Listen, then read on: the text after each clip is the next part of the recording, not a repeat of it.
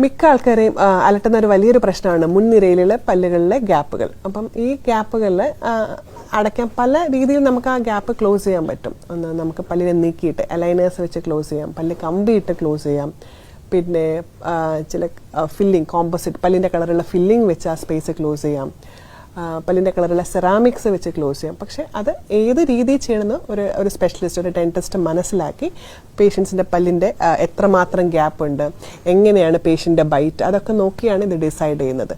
So അതിപ്പം composite filling ആണെങ്കിൽ ഒരു സിംഗിൾ അപ്പോയിൻമെൻറ്റ് ഒറ്റ ദിവസം കൊണ്ട് തന്നെ സ്പേസ് ക്ലോസ് ചെയ്യാം. സെറാമിക്സോ വെനീസ് ആണെങ്കിൽ നമുക്കൊരു 3 to 4 days കൊണ്ട് ക്ലോസ് ചെയ്യാം. ഇനി അലൈനേഴ്സോ കമ്പിയിട്ടോ ക്ലോസ് ചെയ്യുകയാണെങ്കിൽ അതിൻ്റെതനുസരിച്ച് എത്രമാത്രം ഗ്യാപ്പ് ഉണ്ട്, എത്രമാത്രം പ്രശ്നമുണ്ടെന്നനുസരിച്ചാണ് അത് സ്പേസ് ക്ലോസ് ചെയ്യുന്നത്.